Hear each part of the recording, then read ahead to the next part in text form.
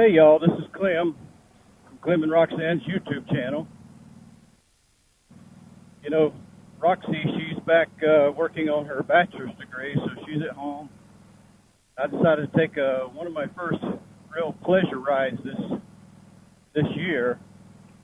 It's March the 19th, and I've ridden the bike to and from work a couple of times, but this is the first day I've kind of got out in 2022 and take a little pleasure ride. So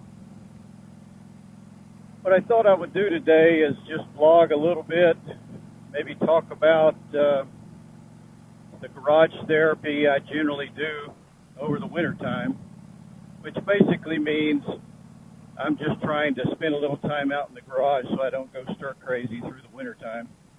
Thought I would just kind of talk about some of the modifications and improvements I think I've done to the Black Pearl. Now, the Black Pearl, you may know, is the 2020 Ultra Limited that I bought, and you know, all the modifications I've done to that bike have been pretty much just for functional improvements.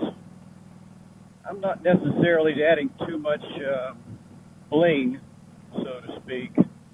I thought I would just talk through some of those improvements I've done to the bike, and some of those I've done, you know, through this winter, and some, you know, over since I've owned the bike. So before I get into that, why don't we just roll the intro?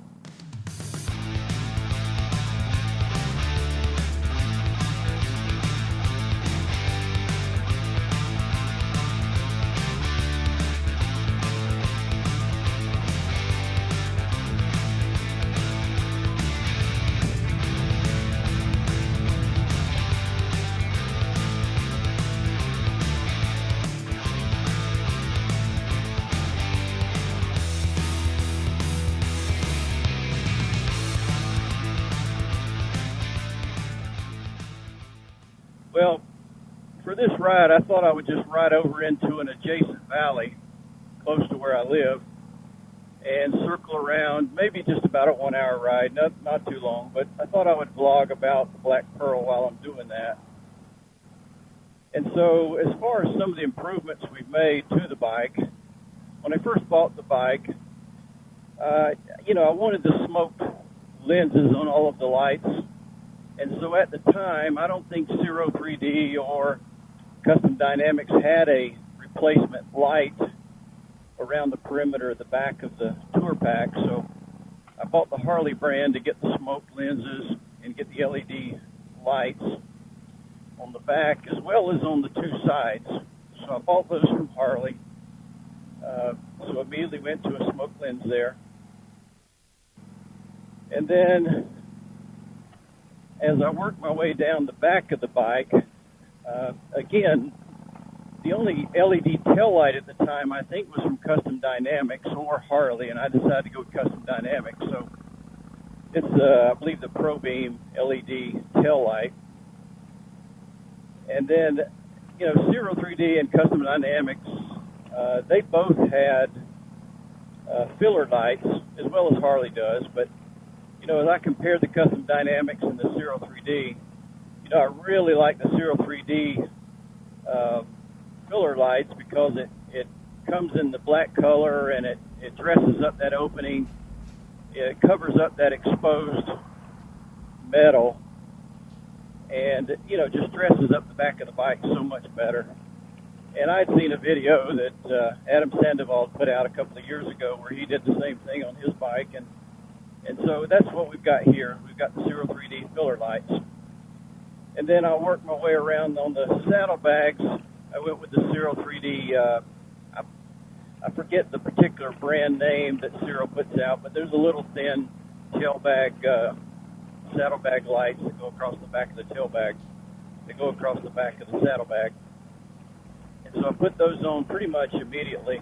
And then a little time later, I went around to the side of the saddlebags, and I saw those. A couple of folks had replaced deflectors with just smoke deflectors. I decided to go with the, well, at the time I went with the Custom Dynamics latch lights or saddlebag latch lights, and Ciro didn't have a product at that time. So I went with the Custom Dynamics there. And then as I worked my way up to the front of the bike, I put on Custom Dynamics LEDs for the blinkers and the smoke lenses. And then I went with the Custom Dynamics Sport lights. I really like those. I saw Traveling Tall had put those on his bike. They really look nice. I like those. Took off the original reflectors. And then, the following year, I think I started seeing a lot of the LED Custom Dynamics lights that go into the lower fairing. You have to be careful as you start doing this, or next thing you know, your bike looks like some type of a Christmas tree lit up like the 4th of July, and then it just becomes gaudy. And, I just refuse to turn a Harley into some type of a Christmas tree light fixture. So I put those lower fairing lights in. I think I really like those. I haven't done anything to the headlight or to the fog lights. They look pretty nice as they are. And as you go to replace some of those, they get extremely expensive. And I don't really want to go that route. Some of the other things I've done to the bike, I decided not to go with stage one all of a sudden. I've got this Bumblebee here I'm riding, and this thing, when I bought it, I immediately went stage one, went with a full exhaust from the cylinder heads all the way back, put a tuner on it, a air cleaner, and the bike's been loud ever since I've owned the bike, and I've tried to quiet it down and got to the point where it's just too loud. So, on the new bike, the 2020 Limited, I've got the standard exhaust, standard air cleaner, no tuner. It's got a 114 engine. It's quite strong.